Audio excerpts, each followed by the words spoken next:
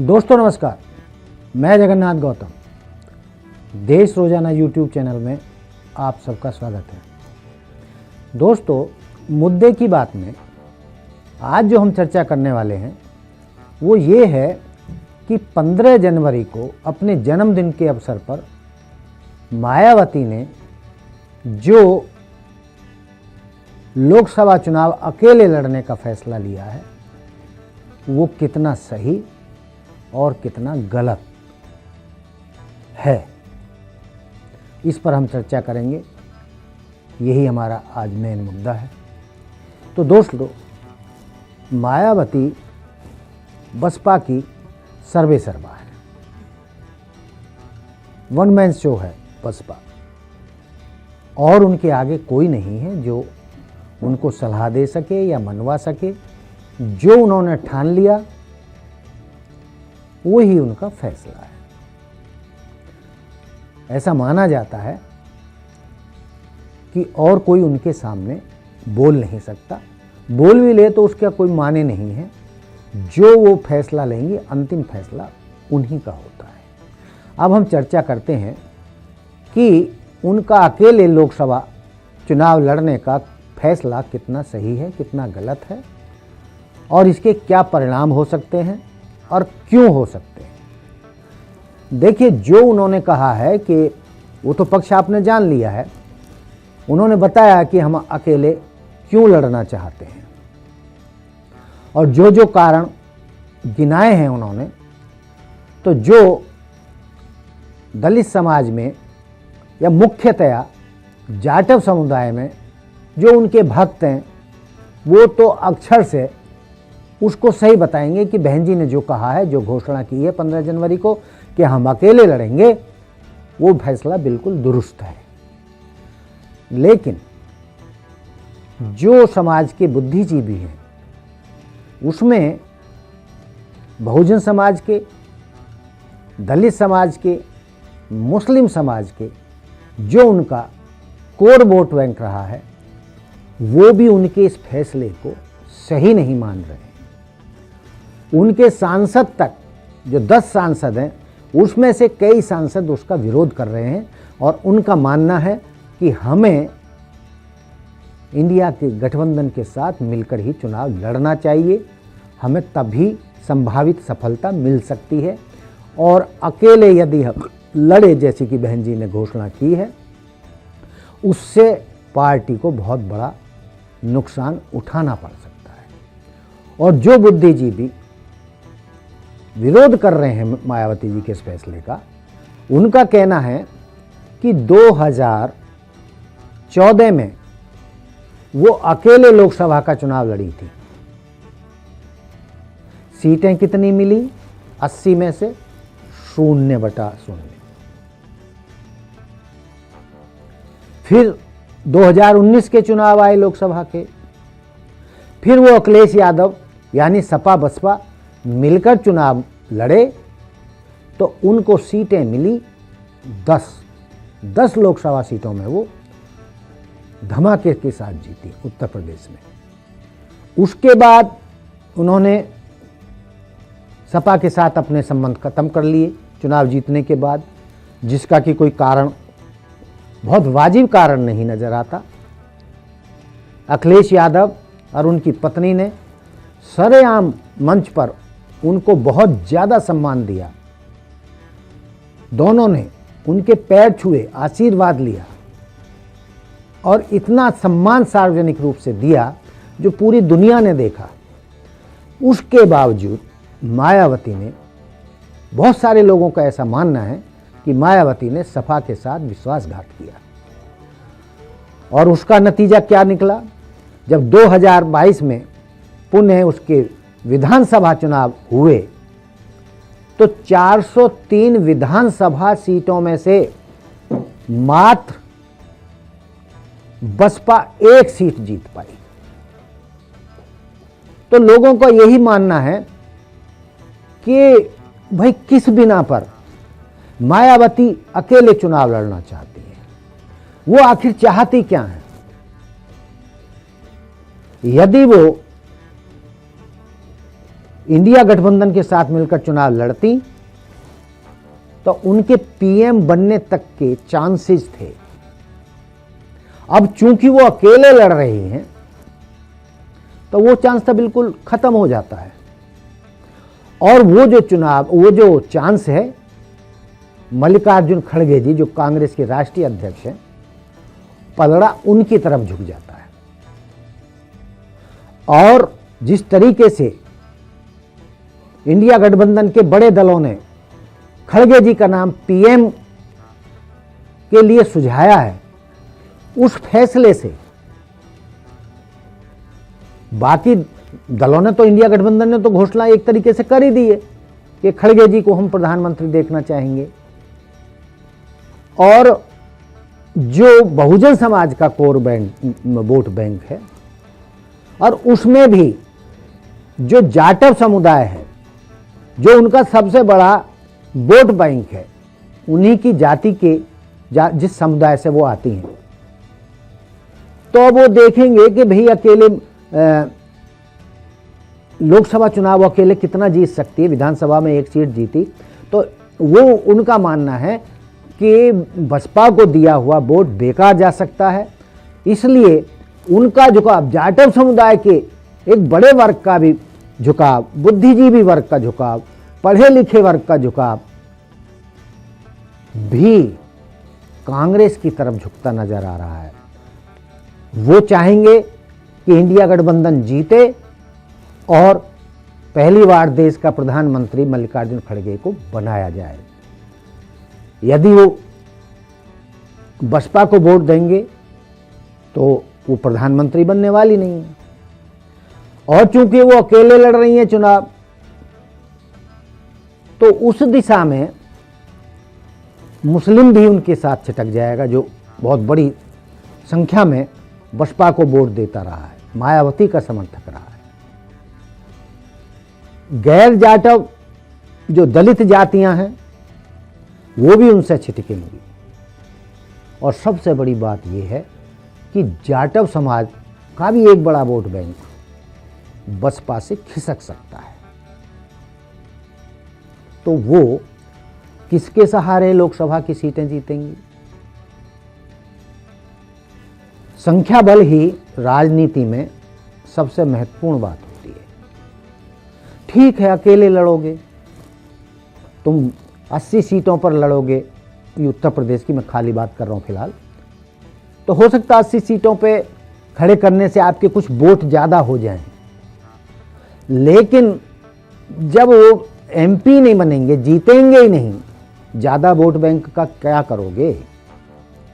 और ये अब ये स्पष्ट हो गया है, चाहे एमएलए हों जीते हुए, चाहे एमपी हों, और चाहे उनके समाज या उनके समर्थक हों, सब सत्ताधारी दल के साथ जुड़े रहना चाहते हैं। और उसका कारण भी है कि सत्ताधारी दल के साथ जुड़ने से उनके बहुत सारे काम होते हैं जो राजनीतिक के द्वारा किए जाते हैं, शासन प्रशासन के द्वारा किए जाते हैं, और शासन प्रशासन और जो जिस पार्टी की सत्ता होती है और जो उस पार्टी का वोट बैंक होता है, शासन प्रशासन भी उन्हीं के काम करता है। बहुत लोग स्पष्ट रूप से नहीं कहना चाहते, लेकिन जाटव समाज इस चीज से दुखी है कि 12-13 साल से उत्तर प्रदेश में बसपा सत्ता से बाहर है, और बहुजन समाज के लोगों को इस बात का बहुत कष्ट है कि शासन प्रशासन में उनकी बात नहीं सुनी जाती, उनके काम नहीं होते। तो जाटव समाज जो कोर वोट बैंक है मायावती का, वो भी ये चाहता है कि उनके काम हों। वो 13 साल से परेशान है, बसपा सत्ता में लौट नहीं रही है, बहन जी कोई ऐसे फैसले ले नहीं रही हैं जिससे कि उनके समर्थकों को, बहुजनों को, जाटव समाज को सत्ता का लाभ मिल सके। तो इस तरीके से आज की सत्ता चलने वाली नहीं है, ना ही वोटर जुड़ा रह सकता है। थोड़ा बहुत वोटर बना रहेगा, लेकिन आप सत्ता में नहीं लौट सकते। ठीक है, एक समय था जब 2007 में आप अपने दम पर सोशल इंजीनियरिंग की और उस टाइम वो सोशल इंजीनियरिंग आपके काम आ गई और आप सत्ता में लौटी, बहुजन समाज पार्टी सत्ता में लौटी। लेकिन तब से गंगा जमुना में बहुत पानी बह चुका है, बहुत हालात बदल चुके हैं। उस टाइम काशीराम जी का भी असर था समाज पर, जो अब नहीं है। और कई कारणों के चलते बहुजन समाज के लोग कई पार्टियों में या तो जा चुके हैं या उन्होंने अपनी छोटी छोटी पार्टियां बना ली हैं, दर्जनों पार्टियां बन चुकी हैं। इसलिए बसपा का जो वोट है निरंतर घट रहा है। जानकार तो ये भी मानते हैं कि यदि मायावती जी ने अपना फैसला चुनाव होने तक नहीं बदला और वो इंडिया का हिस्सा नहीं बनी, तो जो 13% वोट है जो उन्हें मिला था या उनका है बचा है, जो अब लास्ट में जो 13% वोट बचा है, वो भी कहीं 5-6% पर आकर ना खिसक जाए नीचे। तो देखने की बात यह है कि जो मायावती जी फैसले ले रही हैं, कहीं वो उनके लिए और उनकी पार्टी के लिए कहीं आत्मघाती फैसला तो नहीं है। ये तो चुनाव के बाद ही पता चलेगा। लेकिन एक धारा एक ऐसी भी है, या इंडिया गठबंधन से जुड़े लोग या इंडिया गठबंधन के सपोर्टर बुद्धिजीवी वो अभी भी मान रहे हैं कि मायावती अंततः अपने फैसले को संभवतया चुनाव आने तक बदल सकती हैं। वो अभी ये नाप रही हैं, तोल रही हैं कि इंडिया गठबंधन कितना मजबूत होता है, और यदि इंडिया गठबंधन की ताकत बढ़ती है और उन्हें लगता है कि इंडिया गठबंधन भाजपा पर भारी पड़ सकता है या जीत सकता है, तो उस स्थिति में मायावती इंडिया गठबंधन का हिस्सा बन सकती है। लेकिन दोस्तों, वो तो भविष्य के गर्भ में छिपा है। अभी तो उन्होंने 15 जनवरी को फैसला कर दिया कि हम अकेले चुनाव लड़ेंगे, और हमने ये भी बता दिया कि अकेले लड़ने से संभावना यही है कि वो घाटे में रहेंगे। और दूसरी बात, जो बहुजन समाज का एक बहुत बड़ा वर्ग है, जाट समाज का एक बहुत बड़ा वर्ग है, वो भाजपा को पसंद नहीं करता है। वो उसे मनुवादी, जातिवादी मानता है, और उसका झुकाव यदि कंपेयर करें भाजपा और कांग्रेस में, तो कांग्रेस की तरफ झुकता है। भाजपा की बजाय या तो कांग्रेस की तरफ झुकता है या सपा की तरफ झुकता है। उन हालात में बसपा के लिए मायावती का फैसला घाटे का सौदा साबित हो सकता है। जानकार ये भी कह रहे हैं कि यदि मायावती ने अपना फैसला नहीं बदला, तो एक तो जो विपक्षी गठबंधन इंडिया के नेता हैं, चाहे सरेआम, चाहे बातचीत में या प्रेस के माध्यम से, उनका ये मानना है कि जो इंडिया गठबंधन के साथ नहीं है, तो हम उसको ये मानेंगे कि वो भाजपा का साथी है। और मायावती जी ने अकेले चुनाव लड़ने का घोषणा करके ये साबित कर दिया है कि वो भाजपा को फायदा पहुंचाना चाहती हैं, और इससे भाजपा का ही फायदा होगा। जबकि बहुजन समाज इसको स्वीकार नहीं कर रहा है, वो किसी भी कीमत पर मायावती के उस फैसले से सहमत नहीं है जिससे किसी भी रूप में भाजपा को फायदा पहुंचे या भाजपा सत्ता में आए। जैसा कि मैंने कहा कि बहुजन समाज, दलित समाज भाजपा को मनुवादी पार्टी मानता है। वही मनुवाद जिसके चलते समाज 6,500 जातियों में विभक्त है और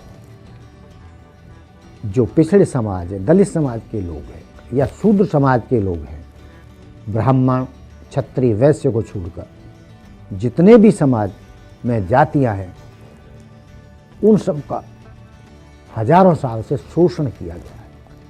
आर्थिक रूप से भी शोषण हुआ है, मानवता के आधार पर भी शोषण हुआ है, धार्मिक आधार पर भी उनका शोषण हुआ है, शैक्षणिक आधार पर भी उनका शोषण हुआ है। तो डॉक्टर अंबेडकर के मानने वाले, मान्यवर काशीराम के मानने वाले किसी भी रूप में मनुवादी पार्टी को स्वीकार करने के लिए तैयार नहीं है और वो मायावती जी के इस फैसले को भाजपा के हक में मान रहे हैं और इससे बसपा के भविष्य के लिए चिंता की लकीरें उनके चेहरों पर देखी जा सकती हैं। तो दोस्तों, देखते हैं कि मायावती जी चुनाव आने से पहले क्या कोई करवट फिर बदलती हैं या अकेले ही चुनाव लड़ती हैं और उसका फ़ायदा किसको मिलेगा। क्या वो पिछली बार की जो 10 लोकसभा सीटें जीती थीं, क्या उसको वो दोहरा पाएंगी। लेकिन वो जो सीटें जीती थीं सपा के साथ गठबंधन में जीती थी, बिना सपा के गठबंधन के या इंडिया से गठबंधन के बिना लोगों का मानना है कि बसपा को वो संभावित सफलता बिल्कुल नहीं मिलेगी जिसकी संभावनाएं मायावती अपने समर्थकों को समझा रही हैं। तो दोस्तों, ये था मेरा आज का आकलन कि मायावती का जो फैसला है अकेले चुनाव लड़ने का, वो कितना सही और कितना गलत है। आप इस पर मंथन करें, पूरा बहुजन समाज इस पर मंथन करे कि उनका ये फैसला वास्तव में सही दिशा में है या बहुजन समाज को और बसपा को नुकसान पहुंचाने वाला है। तो दोस्तों, देखते रहिए देश रोजाना। मिलते हैं फिर किसी नए एपिसोड में नए मुद्दे के साथ। जय हिंद, जय भारत, जय संविधान, नमस्कार।